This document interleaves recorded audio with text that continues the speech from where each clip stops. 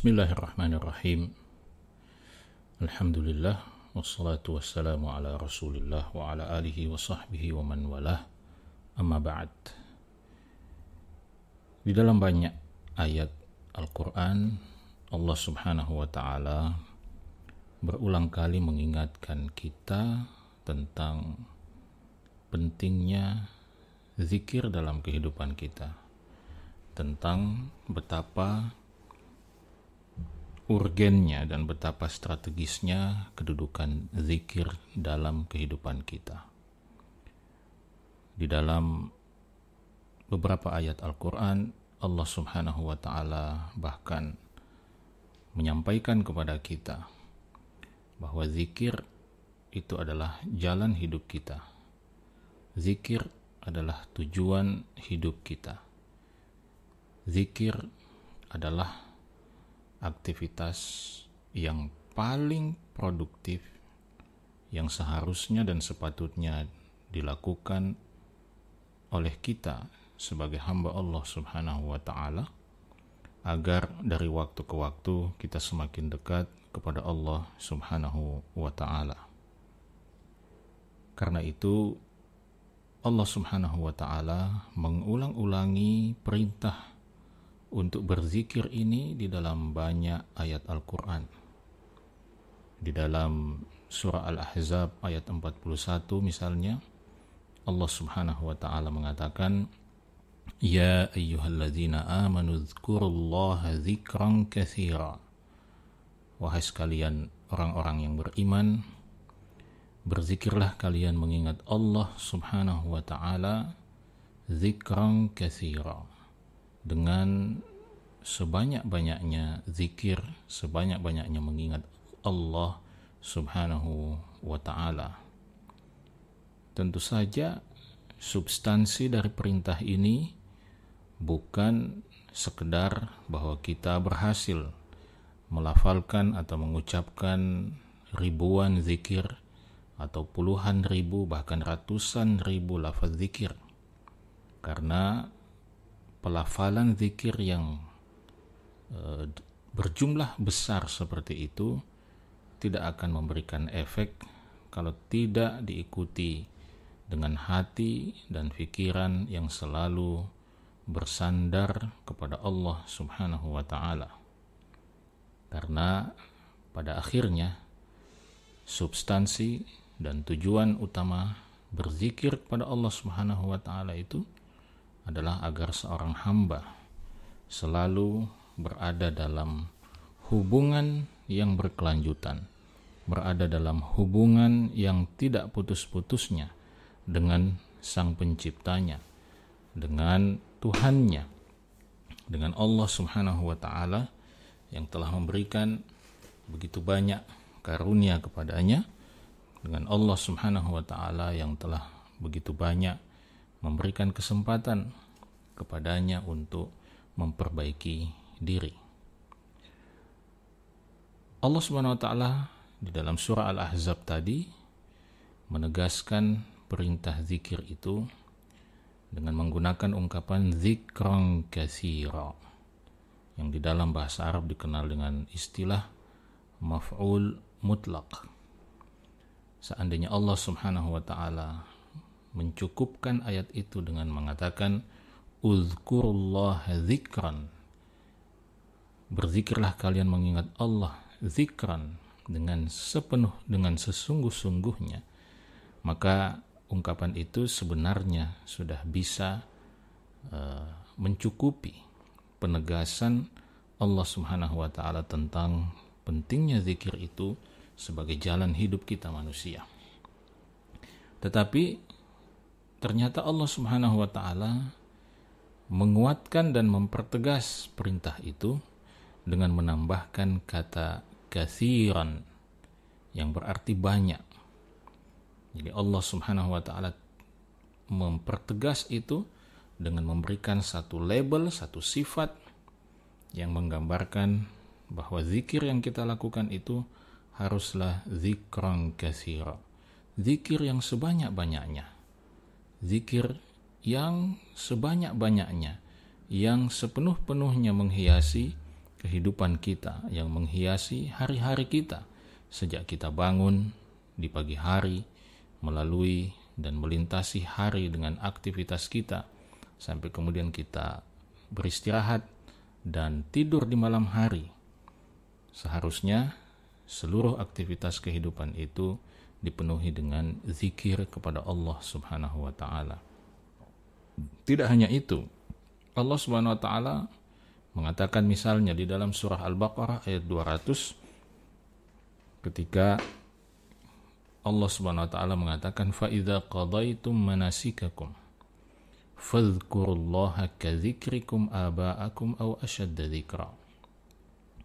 Maka apabila kalian telah selesai, telah usai menunaikan ibadah manasik kalian, ya, ibadah haji kalian, fadhkurullah, maka berzikirlah kepada Allah Subhanahu wa ta'ala kadzikrikum aba'akum, seperti kalian mengingat orang-orang tua kalian, au asyadda dzikra, atau sepatutnya lebih lagi daripada itu. Pada ayat ini kita perhatikan bagaimana Allah Subhanahu wa ta'ala mengingatkan kita untuk tetap menjaga zikir itu, bahkan meskipun kita baru saja selesai menunaikan dan melaksanakan satu ibadah kepada Allah Subhanahu wa ta'ala. Ini tentu menjadi satu peringatan bagi kita bahwa selesainya kita menunaikan satu ibadah kepada Allah Subhanahu wa ta'ala, atau ibadah yang kita lakukan kepada Allah Subhanahu wa ta'ala, itu bukan sebuah penjara yang ketika kita selesai mengerjakannya, selesai menunaikannya, maka kita seperti orang yang baru saja terbebas, ya, dari sebuah penjara, lalu kemudian kita dengan penuh euforia merayakan kebebasan itu dengan melakukan apa saja yang ingin kita lakukan. Ibadah itu bukan penjara. Nah, karena itu setelah menunaikan satu ibadah, Allah Subhanahu wa ta'ala mengajak kita untuk tetap menjaga zikir itu. Bahkan di dalam surah Ali Imran secara lebih detail Allah Subhanahu wa ta'ala mengatakan, alladzina yadhkuruna Allaha qiyaman wa qu'udan wa 'ala junubihim, bahwa salah satu sifat orang-orang yang beriman adalah bahwa mereka adalah orang-orang yang selalu berzikir mengingat Allah Subhanahu wa ta'ala. Qiyaman, baik pada saat berdiri, wa qu'udan, maupun pada saat duduk, wa 'ala junubihim, maupun pada saat mereka berbaring di atas punggung-punggung mereka. Ayat ini seperti yang tadi saya katakan secara lebih tegas mendetilkan bahwa aktivitas zikir itu adalah aktivitas yang menghiasi seluruh rangkaian kehidupan kita. Pada saat kita berdiri, pada saat kita bangun, pada saat kita duduk, pada saat kita berbaring bahkan. Seharusnya zikir itu menjadi sesuatu yang melekat pada kehidupan kita, pada aktivitas-aktivitas kita. Karena itu dalam surah Al-Ahzab juga pada ayat 35 Allah Subhanahu wa ta'ala menggambarkan salah satu sifat hamba-hamba kecintaannya. Mereka adalah, kata Allah Subhanahu wa ta'ala, wadh-dhakirina Allaha katsira wadh-dhakirat, dan orang-orang yang selalu banyak berzikir mengingat Allah Subhanahu wa ta'ala, baik dari kalangan pria maupun wanita. Ini adalah satu bukti bahwa Islam tidak pernah melakukan satu tindakan diskriminatif. Pria maupun wanita mempunyai peluang yang sama untuk menjadi mulia di sisi Allah Subhanahu wa ta'ala selama mereka memenuhi syarat-syaratnya. Jadi Allah katakan bahwa hamba-hamba yang banyak berzikir kepada Allah, baik itu pria maupun wanita, a'addallahu lahum maghfiratan wa ajran 'azima. Untuk mereka Allah Subhanahu wa ta'ala telah menyiapkan ampunan, telah menyiapkan pahala yang berlimpah sebagai balasan atas kesungguhan mereka, atas konsistensi mereka untuk selalu mengingat Allah Subhanahu wa taala, untuk selalu berzikir mengingat Allah Subhanahu wa taala. Maka sahabat-sahabat sekalian yang dimuliakan oleh Allah Subhanahu wa taala, sekali lagi rangkaian ayat-ayat ini menggambarkan pada kita, menunjukkan pada kita, menegaskan pada kita bahwa zikir adalah jalan hidup kita. Zikir adalah jalan hidup setiap makhluk, siapapun dia. Bahkan seluruh alam semesta ini pada dasarnya selalu berzikir, mengagungkan Allah, memuliakan Allah Subhanahu wa taala. Meskipun kata Allah Subhanahu wa taala, walakin la tafqahuna tasbihahum, tapi kalian tidak mengerti, tidak mampu menjangkau bagaimana cara mereka berzikir kepada Allah Subhanahu wa taala. Tetapi faktanya mereka selalu berzikir mengingat Allah Subhanahu wa taala. Zikir menjadi bagian yang selalu hadir dalam tarikan nafas makhluk-makhluk Allah Subhanahu wa taala itu. Karena itu para ulama memberikan penjelasan mengapa Allah Subhanahu wa taala di dalam beberapa ayat yang tadi kita sebutkan menegaskan bahwa hajat dan kebutuhan kita terhadap zikir itu begitu banyak. Kebutuhan kita untuk banyak berzikir itu sangat tinggi. Kenapa seperti itu? Karena kita adalah makhluk. Kita adalah makhluk yang lemah. Kita adalah makhluk yang dhaif, yang selalu fakir dan selalu butuh kepada Allah Subhanahu wa taala. Kita tidak mungkin melepaskan diri sekedip mata pun, sekejap mata pun dari Allah Subhanahu wa taala. Dan cara utama untuk itu adalah dengan selalu mengingat Allah, dengan selalu berzikir, mengingat Allah Subhanahu wa taala. Karena itu seorang makhluk, seorang hamba, seorang manusia yang lupa untuk berzikir, maka sesungguhnya dia telah mencabut satu persatu kekuatan-kekuatan yang ada di dalam dirinya. Karena kita hanya menjadi kuat ketika kita bersandar kepada Sang Maha Kuat, yaitu kepada Allah Subhanahu wa taala.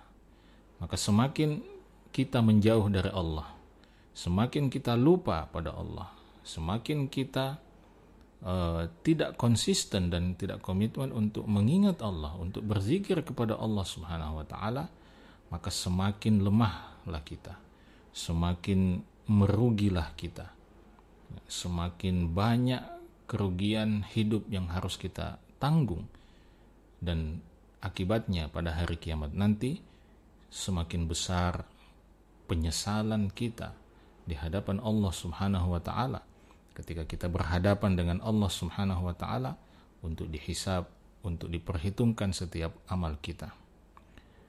Di dalam hadisnya Nabi SAW, sebagaimana diriwayatkan oleh sahabat Abu Hurairah radhiyallahu taala anhu, Rasulullah sallallahu alaihi wasallam mengatakan, "Ma min qaumin jalasu majlisan wa tafarraqu minhu lam yadhkurullaha fihi illa ka'annama tafarraqu an jifati himarin wa kana 'alaihim hasratan yaumil qiyamah." Tidaklah satu kaum duduk bersama-sama di dalam satu majlis, lalu mereka berpisah dari majlis itu, meninggalkan majlis itu dalam keadaan lam yadhkurullaha fi, dalam keadaan tidak pernah berzikir mengingat Allah Subhanahu wa taala di dalamnya. Majlisnya adalah majlis yang hanya dipenuhi dengan obrolan tentang dunia, majlis yang tidak ada satupun momen di majlis itu untuk mengingat Allah Subhanahu wa taala, tidak pernah ada zikir di dalamnya. Orang-orang yang seperti ini, kata Allah, ketika mereka berpisah dan meninggalkan majlis itu, maka permisalan mereka, kata Nabi SAW, ka'annama tafarraqu an jifati himar. Mereka seperti orang-orang yang baru saja berpisah, ya, setelah berhadapan dengan bangkai seekor keledai. Jadi majlis itu digambarkan seakan-akan seperti majlis yang di dalamnya dihidangkan bangkai keledai. Majelis yang sangat tidak bernilai, majelis yang sangat tidak berharga. Dan karena itu wa kana alaihim hasratan yaumal qiyamah, kata Nabi SAW. Majelis yang seperti itu hanya akan menjadi penyesalan bagi para hadirin yang hadir di majelis itu pada hari kiamat nanti. Orang-orang yang kerjanya duduk dan hadir di majelis-majelis semacam itu pada hari akhirat nanti menjadi salah satu manusia yang paling menyesal karena telah melewatkan kehidupan dunianya dalam majelis-majelis sampah, majelis-majelis yang tidak bernilai seperti itu. Maka sahabat-sahabat sekalian, mulailah kita bermuhasabah, mulailah kita melakukan introspeksi diri, mengecek, mengevaluasi, mengaudit majelis-majelis yang selalu kita hadiri. Apakah majelis itu adalah majelis yang mengingatkan kita pada Allah, atau justru sebaliknya majelis itu menjadi penyesalan kita pada hari kiamat. Semoga bermanfaat. Assalamualaikum warahmatullahi wabarakatuh.